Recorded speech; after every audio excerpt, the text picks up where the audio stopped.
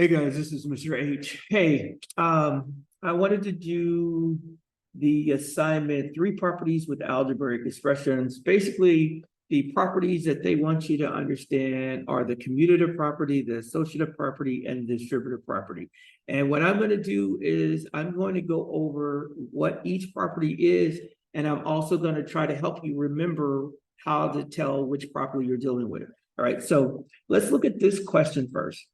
It says, identify the property that justifies each step asked in the answer below. So we start with this line. We got R times the quantity, Q times S. So this is multiplication. So R, whenever you see parentheses, that means multiply. So R times Q times S.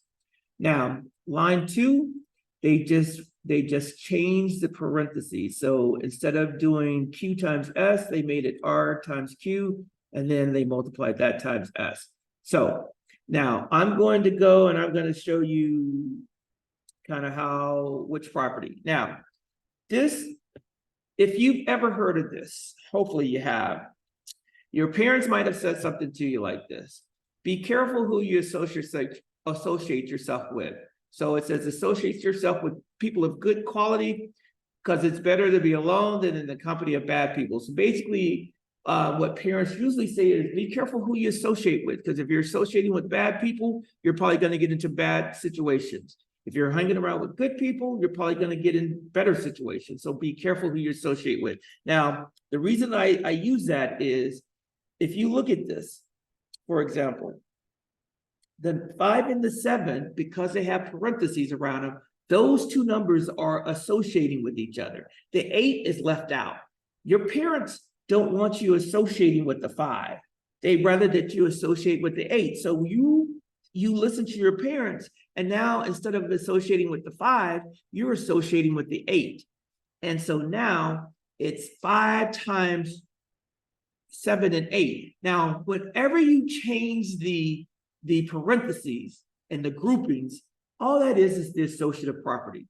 And because this is multiplication, this is the associative property of multiplication.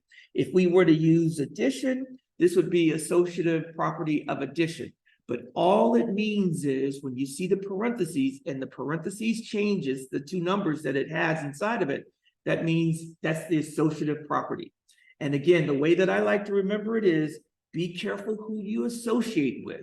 So if we go back to the example, the R, the Q was associating with the R, but now it's associating, the Q was associating with the S, and your parents don't want you hanging around with the S, they'd rather that you hang with the R. So you associate now with the R. So that's the property. It's the associative property of multiplication. Now, if you look down here, we have just switched the order. Now, instead of RQ, that's QR. So let me explain that real quick. Okay, now, let me bring up so basically, when you go into work, when people drive into work, that's called a commute. In this case, we're commuting to work. So we're going this direction. We're going into work. Once we finished our work and the day is over, we commute home from work, which means we go the reverse order. So basically all we're doing is we're commuting to and from work. We're just switching the order. Initially, we're going into work, and then when we're done, we come home from work. So we just switched orders. That's what a commute is. That's also an example of the commutative property. So if I look at this, 5 plus 4, if I switch the order and it becomes 4 plus 5, that's the commutative property. That's the commutative property for addition. Same thing for multiplication. I started with 9 times 6. If I flip the order and it becomes 6 times 9, that's an example of the commutative property. I was going this way, now I'm going that way. Okay, I was going this way, now I'm going that way. Okay, so it's just reversing the order. That's an example of the commutative property. So if we go back to the problem, this third line is just an example of the commutative property of multiplication, since we're multiplying Q times R and R times Q. Commutative property of multiplication. That's it. All right. That's the answer. Let's do another one. right, this one, it says which one? So all we're doing inside the parentheses, we just reverse the order. So it was 5 plus 8x. Now it's 8x plus 5. That's an example of the commute. We switch the order. So this first thing, and since this is addition, it's the commutative property of addition.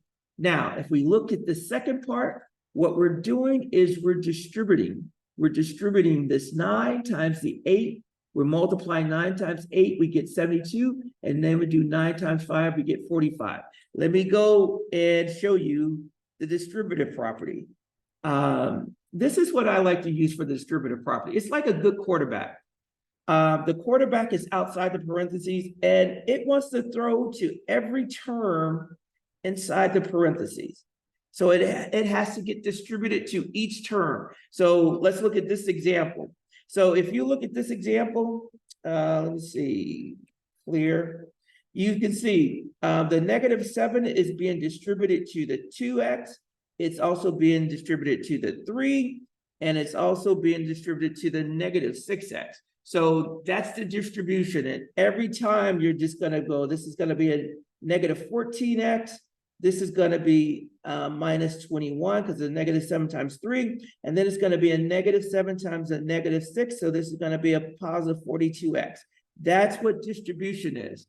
And that's an example of what we're doing here. When we get rid of parentheses, whenever you get rid of parentheses, you have to multiply, and that's just distributive property. So we can go here and we can say the distributive property, and we're done. Okay, I'm gonna do one more, but those are the 3 properties.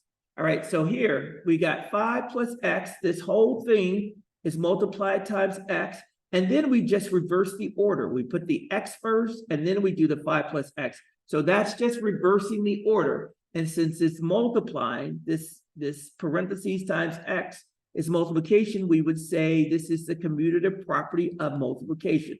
We just reverse the orders. And then what are we doing now? Inside the parentheses, we just reverse the order. So that's the commutative property of addition. It was 5 plus x, now it's x plus 5. So that's the commutative property of addition.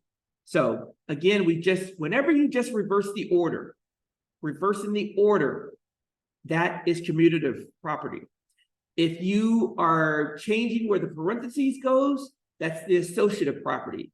If you get rid of the parentheses altogether, that's the distributive property. I hope this makes sense. I hope this has been helpful. So let's go ahead and do this. That's right. I'm going to stop and post this.